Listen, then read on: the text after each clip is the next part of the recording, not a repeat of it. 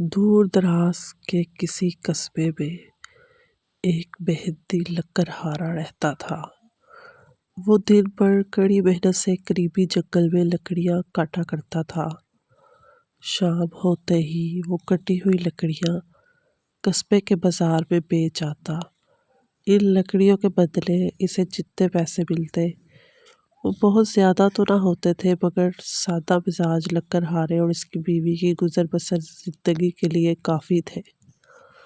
دونوں میاں بیوی کے ہاں کوئی اولاد نہیں تھی، جس کی کمی دونوں کو بہت محسوس ہوتی تھی، اور وہ نیک اولاد کے لیے اللہ میاں سے دعائیں مانگتے رہتے تھے۔ بچوں کی غیر موجودگی انہیں افسردہ بھی کر دیا کرتی تھی، مگر اسے اللہ کی رضا جان کر مطمئن ہو جایا کرتے تھے۔ لکڑہارے نے گھر کا سونا پن دور کرنے اور اپنی بیوی کا دل بہلانے کے لیے ایک طوطا پال رکھا تھا۔ طوطے کی ٹیں ٹیں اور بول چال چھوٹے سے گھر میں رونق لگائے رکھتی تھی۔ لکڑہارے کی بیوی اس طوطے سے بے حد پیار کرتی تھی۔ اس طوطے کی ایک خاص بات یہ تھی کہ اس کے پروں میں سے دو چمکتے ہوئے پر سنہرے رنگ کے بھی تھے۔ ان پروں کی چمک اتنی تھی کہ وہ سونے کے معلوم ہوتے تھے۔ اس خوبی نے اس طوطے کی خوبصورتی میں چار چاند لگا رکھے تھے۔ سارے قصبے میں لکڑہارے کے اس طوطے کی دھوم تھی۔ بہت سے لوگوں نے لکڑہارے اور اس کی بیوی سے اس طوطے کو منہ مانگے داموں میں خریدنے کی خواہش کا اظہار کیا تھا، مگر دونوں میاں بیوی اس طوطے کو اپنی اولاد کی طرح پیار کرتے تھے، اس لیے انہوں نے طوطے کو فروخت کرنے سے صاف انکار کر دیا۔ اس قصبے میں رحمو نام کا ایک لڑکا بھی رہتا تھا، جو قصبے کے واحد حلوائی کا اکلوتا مگر نکما بیٹا تھا۔ حلوائی کی شدید خواہش تھی کہ رحمو کاروبار میں اس کا ہاتھ بٹائے، مگر رحمو کا کام دن بھر شیخیاں بگاڑنا اور جادوئی کہانیاں پڑھنا تھا۔ جادوئی کہانیاں پڑھ پڑھ کے وہ اپنے آپ کو بھی کسی طلسمی کہانی کا کردار سمجھنے لگا تھا، اور کسی جادوئی ذریعے سے پیسے کمانا اس کی زندگی کا واحد مقصد بن کر رہ گیا تھا۔ اس نے جانے کہاں سے سن لیا کہ لکڑہارے کا طوطا کوئی عام طوطا نہیں ہے، بلکہ یہ ایک جادوئی طوطا ہے۔ اس کی دونوں سنہری پروں کو روشنائی میں ڈبو کر مخصوص طریقے سے جو بھی لکھا جائے گا وہ سچ ہو جائے گا، جو تصویر بنائی جائے گی وہ حقیقت کا روپ دھار لے گی۔ یہ سب کچھ جانتے ہی وہ لکڑہارے اور اس کی بیوی کے پیچھے پڑ گیا کہ وہ کسی نہ کسی طرح طوطا اس کے ہاتھ فروخت کر دے، مگر دونوں نے ہمیشہ کی طرح اس بار بھی صاف انکار کر دیا۔ ان کے اس حد درجہ انکار نے رحمو کا شک یقین میں بدل دیا کہ ہو نہ ہو یہ طوطا جادوئی طوطا ہے، جبھی یہ لوگ اسے کسی قیمت پر فروخت کرنے کے لیے تیار نہیں ہیں۔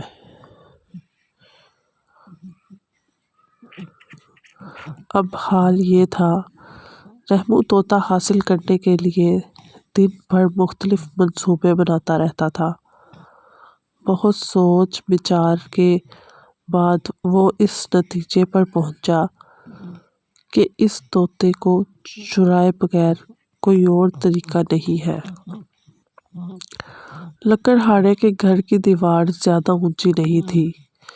رحمو کے خیال میں رات کے اندھیرے میں وہ آسانی سے اس دیوار کو پھلانگ کر طوطے کا پنجرا اٹھا کے لے جا سکتا تھا۔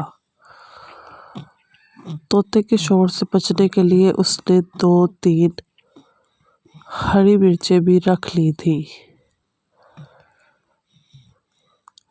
ایک رات جب سب گہری نیند سو رہے تھے، رحمو اپنے گھر سے نکلا۔ اس نے کالے رنگ کا چست لباس پہن رکھا تھا، جس نے اسے تاریکی کا حصہ بنا دیا تھا۔ سارا قصبہ سنسان پڑا تھا، دور دور تک کوئی نظر نہیں آ رہا تھا۔ وہ احتیاط سے چلتا ہوا لکڑہارے کے گھر جا پہنچا، آگے پیچھے نظر دوڑا کر وہ جھٹکے سے دیوار پر چڑھ گیا، مگر جب دوسری طرف اترنا چاہا تو ایک دم سے اس کا پاؤں پھسلا اور زوردار آواز کے ساتھ رحمو لکڑہارے کے صحن میں جا گرا۔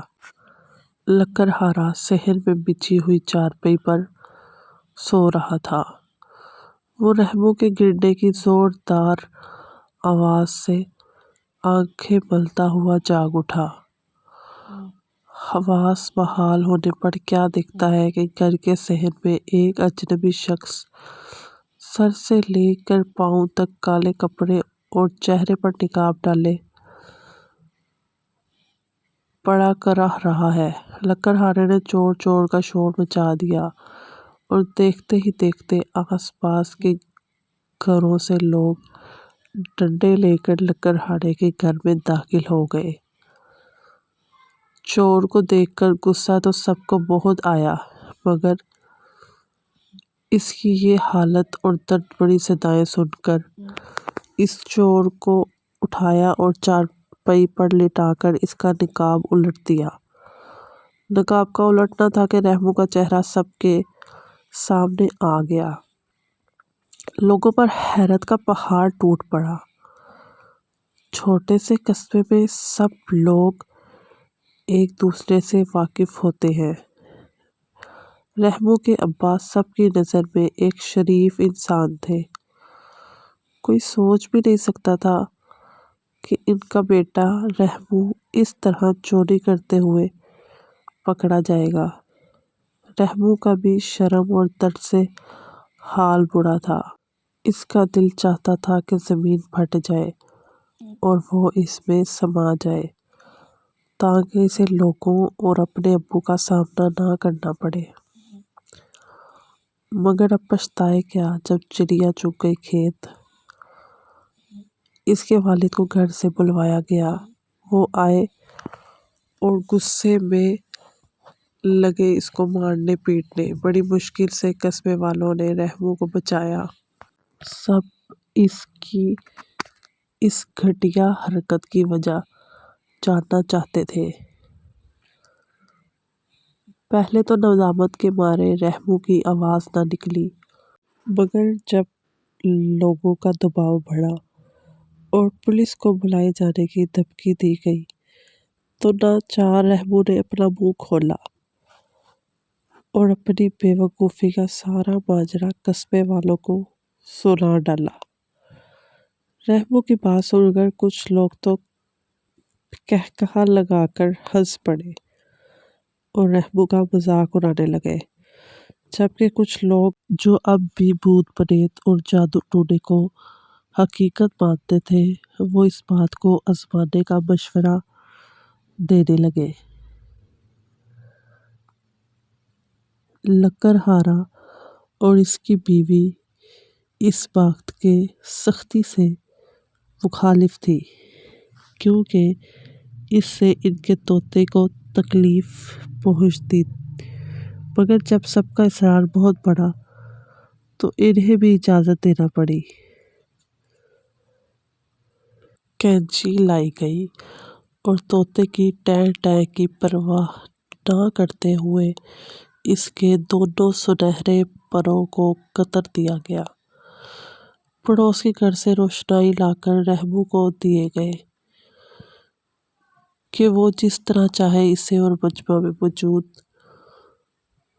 اپنے جیسے دوسرے لوگوں کو تسلی کر لے۔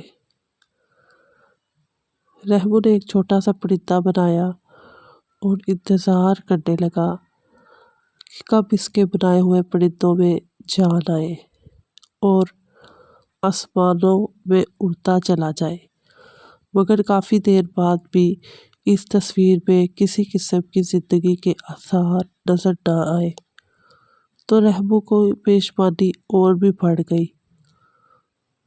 جادو وغیرہ کے چکر میں پڑ کر اپنی اور اپنے والد کی عزت ہمیشہ کے لیے گنوا دینے کا احساس اس پر حاوی ہونے لگا۔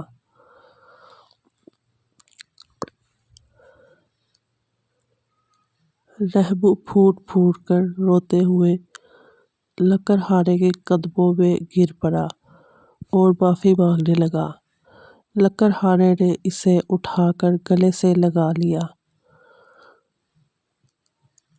اس کے آنسو پوچھ کر کہنے لگا، بیٹا تم میرے چھوٹے بھائی کی طرح ہو، اس لیے معافی مانگنے کی تو کوئی ضرورت نہیں، مگر میری ایک بات ہمیشہ یاد رکھنا، اصل جادو انسان کے اندر ہوتا ہے اور وہ ہے محنت کا جادو۔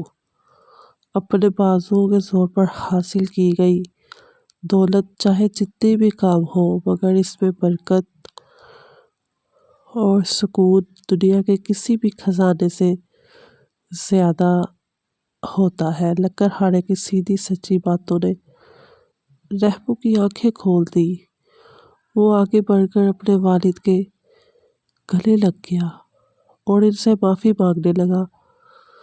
اس نے آئندہ ان کا دوست بازو بننے کا عہد کیا اور محنت سے روزی کمانے لگا اور محنت کو اپنی زندگی کا سب سے بڑا اصول بنا لیا۔